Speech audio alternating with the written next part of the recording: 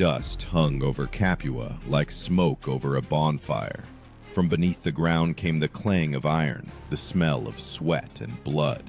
And in the dungeons of the gladiatorial school, dozens of men, shackled in chains, listened as rain beat against the walls, their only measure of time. No one then knew that these men would soon challenge the most powerful army of the ancient world. The question is, how could slaves without weapons and training make Rome tremble? And what compelled simple men to raise a sword against an empire that knew no defeat? The answer is hidden in one name, Spartacus. But to understand why he precisely became a symbol of rebellion, one must begin with what the Romans simply called spectacle. Gladiatorial games were not just a spectacle, but a political tool. Slaves, condemned criminals, prisoners of war, all of them were transformed into living toys for the crowd. According to descriptions by the historian Appian, in the middle of the 1st century BC, there were thousands of such gladiators throughout Italy. They were taught to fight not for victory, but for spectacle. A helmet, a short sword, and a bronze shield weighing about 10 kilograms. Such were their weapons and armor. When the roar of the crowd merged with the smell of blood, the arena turned into a hell of sand and steel. In such schools, a special type of warrior was born, a man whose life was worth 1 coin. He was not a soldier, not a slave, and not a citizen. The Romans called them servi pugnaces, slaves trained for combat. Their bodies were adorned with scars, and their eyes, the silent rage of those who had already died internally. Archaeologists who excavated the remains of the gladiatorial school in Capua found bones with characteristic signs of training, fractures fused at an incorrect angle, and skull cracks. Every blow there was a rehearsal of death. But in these same dungeons, a conspiracy is brewing that will change history. Among the slaves was a Thracian, tall, broad-shouldered, with a scar on his cheek. Sources write that he served in the Roman army before he was sold into slavery. He knew how a legion is formed, how an attack signal sounds, and what discipline is. His name? Spartacus. And when he first heard the word freedom from his comrades, it was not a dream, it was an order. The Romans had a word for those who dared to rise against authority: rebellis, disturbers of peace. But this rebellion began not as a war, but as a desperate escape. In 73 BC, about 70 gladiators, arming themselves with kitchen knives and spits, broke through the school's guard and seized a cart with real weapons. Their path led to Mount Vesuvius, then not yet a menacing volcano, but simply a hill covered in vineyards. There, among the rocks and vines, they built a camp. A place where, for the first time in years of slavery, they could breathe freely. And yet, it was only the calm before the storm. For Rome did not forgive such mistakes. While legions marched below on the roads of Italy, an army was being born in the camp on Vesuvius, an army that should not have existed, an army of runaway slaves, ready to die not for glory, but for the right to be human. On the slopes of Vesuvius, under the shade of grapevines, a new life was burgeoning. Exiles, murderers, captives, those whom Rome considered outcasts, now learned to stand shoulder to shoulder. They called each other brothers. According to Plutarch, Spartacus did not merely flee. He organized a detachment built on strict military rules. From the chaos of slaves, he created a structure that resembled a legion, but born not of command, but of despair. The Romans, confident in their invincibility, at first did not even take it seriously. Against the runaway slaves, a small detachment was sent under the command of Praetor Claudius Glaber, only about 3,000 soldiers, hastily recruited. These warriors wore light cuirasses and short swords, gladii, from which the word gladiator originated. But they lacked discipline. Spartacus, however, used what was at hand. In each slave's hands was not a weapon, but a tool: sickle blades, hunting spears, broken chains. Thus, the first concept in their camp was born: improvised weaponry. The Romans would have said arma rudia. From kitchen knives they made daggers, from cart rims, shields, from chains, whips. But their determination became their most dangerous weapon. When Glaber surrounded their camp on Vesuvius, Spartacus understood. A frontal battle was suicide. Then he proposed a plan that historians would later call one of the most audacious in antiquity. The fugitives wove ropes from vines, descended a sheer cliff at night, and struck the Romans from the rear. Glaber's entire detachment was annihilated. From enslaved captives, an army was born for the first time in history that defeated a legion. Rome trembled. In the streets, Spartacus's name was discussed like a curse. The Senate convened an emergency session, and a full-fledged army was sent to the province of Campania, under the command of Praetor Verinius. According to Appian's testimony, by this point, the army of runaway slaves numbered no less than 70,000 men. They followed a man who had neither title nor nobility, but had a purpose. Every morning began with training. Spartacus made his men march, hold formation, and learn by signal. Warriors raised in slavery learned for the first time what discipline meant, not from fear, but from faith. Order prevailed in the camp. Theft was punishable by death, cowardice by expulsion. Even food was divided equally. One cauldron, one bread, one destiny. At this moment, a concept was born that would later become a symbol of resilience: contubernium. This is what the Romans called a combat family. 8 people who ate, slept, and died together. Spartacus adopted this principle, and from slaves he created cohesive units. Each unit chose its own leader, but orders came only from him. This was no longer a revolt, but an organized force. Rome responded with cruelty. The rebels were pursued and executed without trial. But the more slaves died, the more new ones joined. In southern Italy, it was already rumored that every third peasant was ready to cast off the yoke. When Spartacus's army moved north, it resembled not a band of fugitives, but a moving storm. Women, old people, children, entire families followed him. According to various sources, their numbers could have already exceeded 120,000. In one of the battles near Mount Garganus, Spartacus once again demonstrated tactical genius. Verinius confronted him with 2 legions. The Romans formed in their standard formation, triplex acies, a triple line. But Spartacus used the terrain, forcing the enemy to advance into a narrow gorge where the legionaries' formation broke. His men rained down stones and spears from above, showering the Romans with a hail of arrows. When they began to retreat, he struck frontally, breaking through the center. Verinius fled, losing almost half of his army. Plutarch wrote that after this victory, Spartacus forbade celebrations and luxury. He understood that their strength lay not in plunder, but in order. He even ordered the fallen Romans to be buried with honors, a rare gesture for an enemy. This was a signal. They were not savages, but warriors. But in Rome, this gesture was perceived as a challenge. Archaeological findings confirm the scale of his movement. Pottery found along old military roads shows a sudden cessation of trade and the destruction of villas in Campania and Lucania precisely during these years. Italy trembled. Silence reigned on the roads, broken only by the distant hum of marching feet. In those months, the slave army became more than just a rebellion. It became an idea that Rome could not allow to survive. For if one slave could challenge an empire and defeat legions, what prevented others from doing the same? And then the Senate decided to act differently. Against Spartacus, not praetors, but a consul was dispatched. This was Gellius. But neither rank nor titles guaranteed victory anymore, for behind every one of Spartacus's blows stood the memory of those who died in the arena, and the voices of those who wanted only one thing, that their children would no longer be born in chains.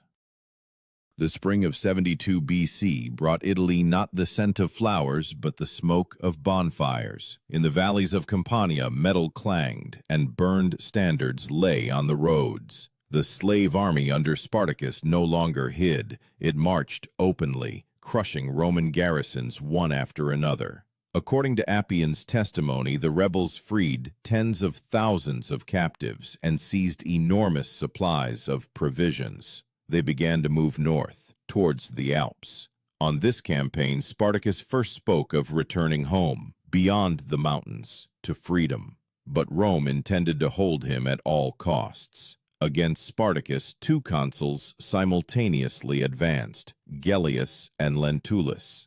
Each commanded 2 legions. This meant over 20,000 trained warriors divided into maniples, combat units of 120 men. Roman discipline was once again to clash with the fury of the slaves. And yet when the confrontation occurred near Mount Garganus, the legions were crushed. Spartacus attacked suddenly, at dawn, in a dense fog. He himself led the assault wing, armed with a gladius taken from a slain centurion. Plutarch wrote that he fought in the front ranks, and his bodyguards swore to die before allowing the Romans to touch his body. The defeat of the consuls was a humiliation for the Senate, but the worst for Rome was not this. After the victory, Spartacus did not besiege cities, did not march on Rome. He turned his army north, towards the Alps. This meant that his army was not just a horde, but a force with a plan. He wanted to lead the slaves out of Italy so they could disperse to their native lands, to Thrace, Gaul, Germania. However, the slave army ceased to be a unified body. Disputes began within the camp. A part of the warriors, mainly Gauls and Germans under the command of Crixus, demanded to march on Rome to destroy the enemy. Spartacus understood that this was madness. He had no siege engines, no engineering troops, no supplies. But he could not restrain the crowd. Crixus separated with 30,000 warriors and soon fell into an ambush by consular troops. Almost all perished. Archaeologists found traces of a mass burial at the battle site near Mount Garganus, over 3,000 bodies hastily interred. Among them, according to legend, was Crixus. This defeat served as a warning to Spartacus. He led the army back towards the Alps, but somewhere in the north, near the Po River, he stopped. Why is still debated. Some historians believe that his warriors refused to leave Italy. Others that Spartacus realized freedom beyond the Alps was unattainable for such a mass of people. According to Appian, he turned the army back south. And then Rome understood. This was not a fugitive. This was an enemy. The Romans called such turns decursus, a circle of fate.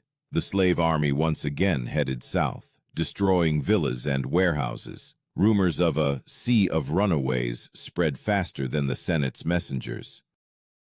Even the inhabitants of Rome began to fortify their walls, though the city had not seen war for many decades. Bread prices rose in the markets, and revolts began in the provinces. Rome responded with increasing fury. The consuls were replaced by a new commander, Marcus Licinius Crassus, the wealthiest man in Rome. He sought not glory, but order. Historians wrote that he himself offered the Senate to pay for the campaign against Spartacus out of his own pocket. For him, it was not just a war. It was an opportunity to show that gold could defeat the sword. Crassus began with discipline. He ordered the execution of every 10th man in the legions that had retreated before the slaves. This was called decimation, an ancient punishment where every 10th soldier died at the hands of his comrades. Fear restored order to the Romans.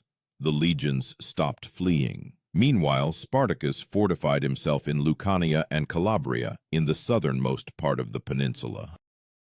He again built a camp, preparing for a new strike.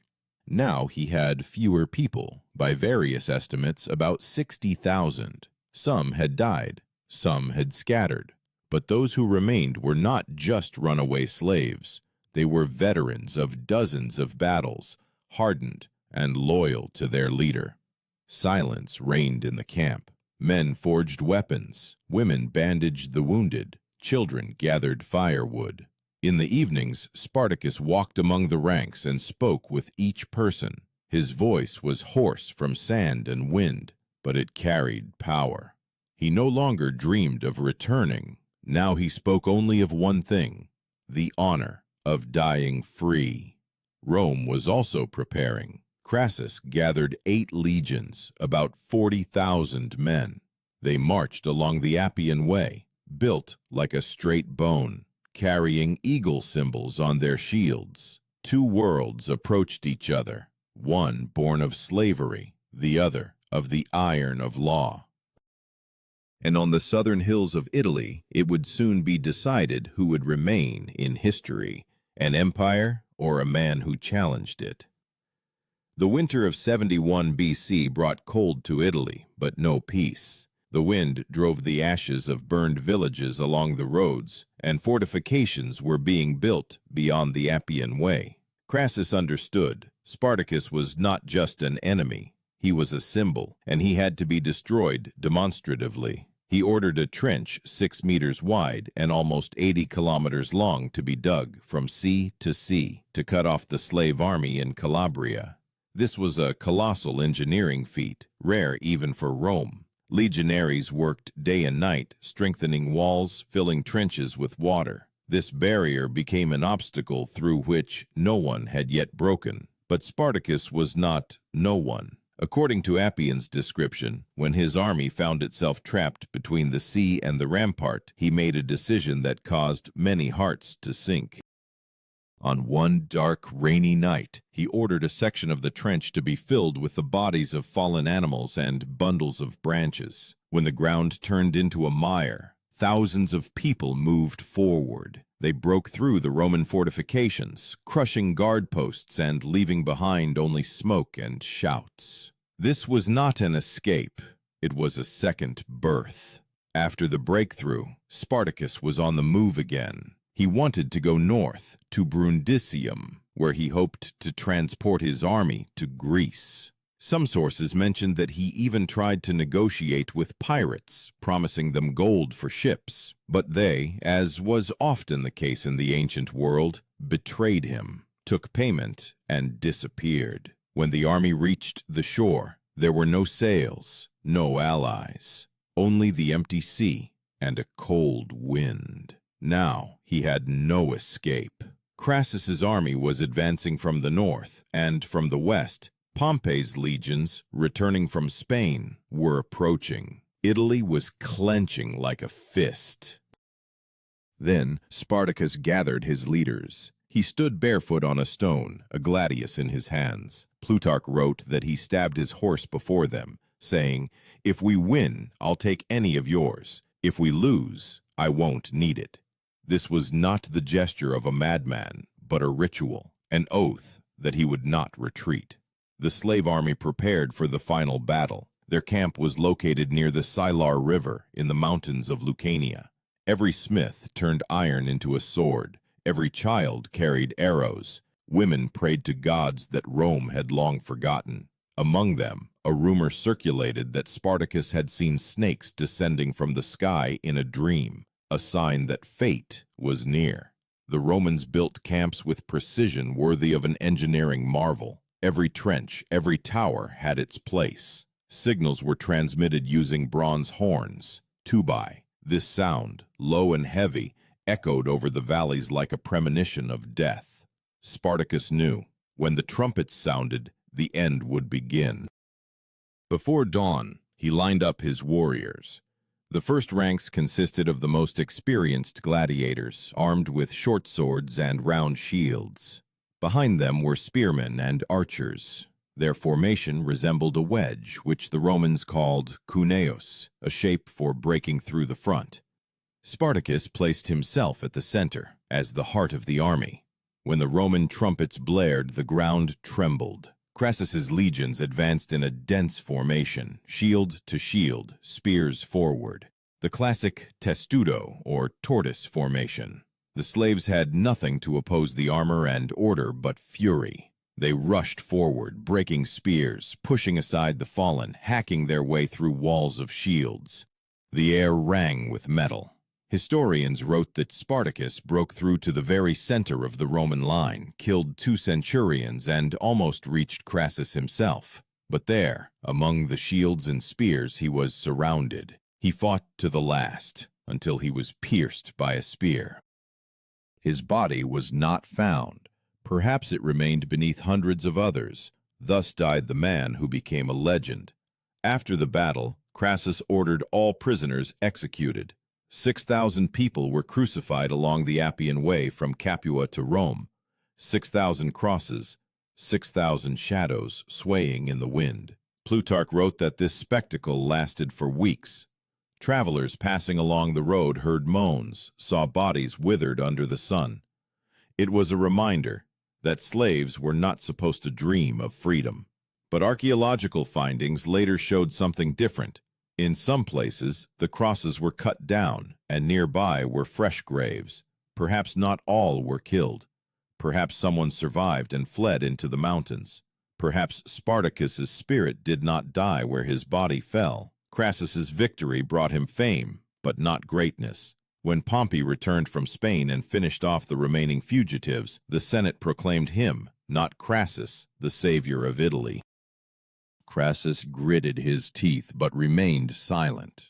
History rarely remembers those who won. It remembers those who challenged. And the wind in southern Italy still whistled among the desolate hills, as if whispering the names of those who once dared to stand against the world. And Rome, bound by law, saw for the first time that fear could come not from outside, but from within, from those it considered nothing. After Spartacus's death, Rome did not immediately realize it had won. Fear still lingered in the country. Winds from the south brought the smell of smoke and rotting flesh. Roads were strewn with the bodies of the crucified, and even Crassus's soldiers looked at them with disgust. Plutarch wrote that no triumph had been so heavy for the victors. It was a victory over a shadow, over an idea that could not be chained. The slave army disappeared, but its echo became part of Rome's very history. Crassus ordered the roads cleared, order restored, and property returned to slave owners. But, in essence, Italy lay in ruins. Hundreds of villas were burned, thousands of slaves killed or scattered. The economies of Campania and Lucania collapsed. Archaeological data confirmed that after the revolt, many estates in these regions were not rebuilt for decades. A layer of ash found in cultural strata dates precisely to the years of Spartacus's revolt. The Roman Senate hastened to declare the restoration of peace, but this peace was fragile. According to Appian, Crassus requested permission to celebrate a triumph, the highest form of military glory. He was refused. The honor of the victor went to Pompey, who arrived later and finished off the fugitives. Crassus received only an ovatio, a minor parade, without a chariot, without a laurel wreath. This humiliation became the cause of his cold hatred for Pompey and pushed both towards future rivalry, which marked the beginning of the end of the Republic. But the most important legacy of the revolt was not in politics, but in the people. After Spartacus, the Romans reevaluated the system of slavery. Of course, not out of humanism, but out of fear. In some provinces, slaves began to be given more freedom, especially in military affairs and crafts.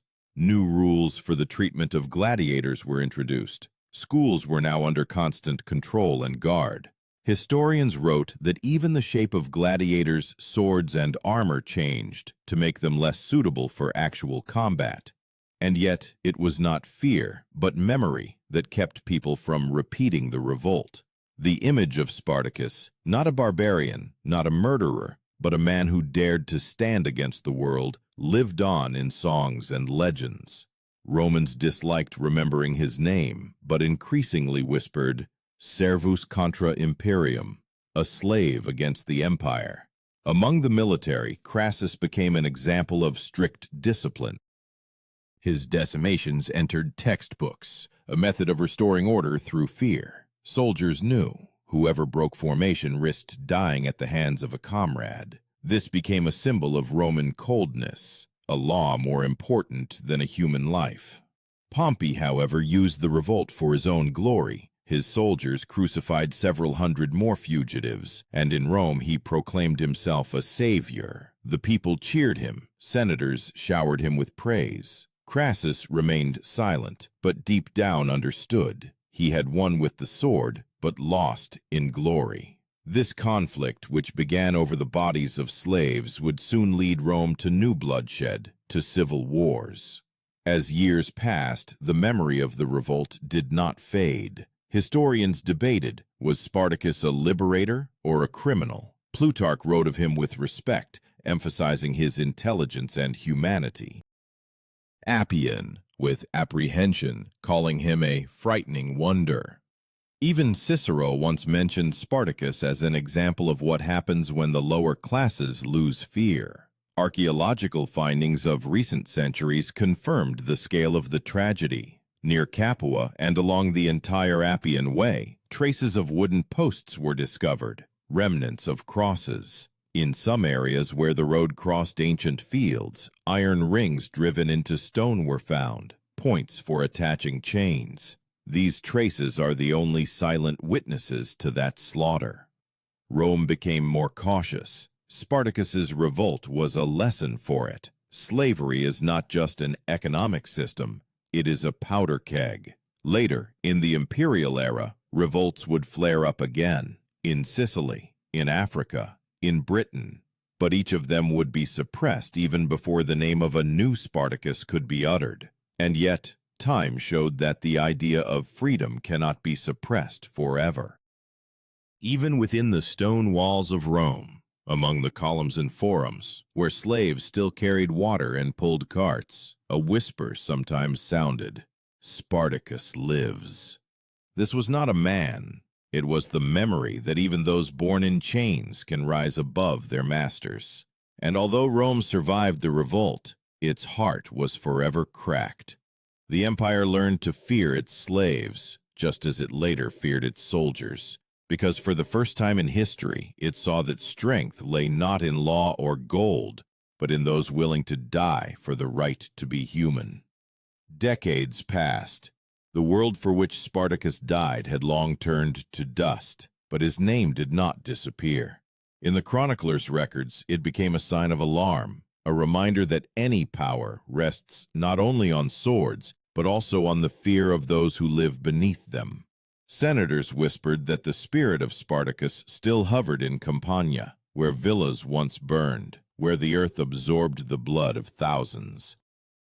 Descendants of those who fought in his army dissolved among the common people.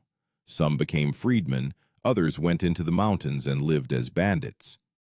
But the memory was passed on in whispers, like a prayer, about a man who did not submit.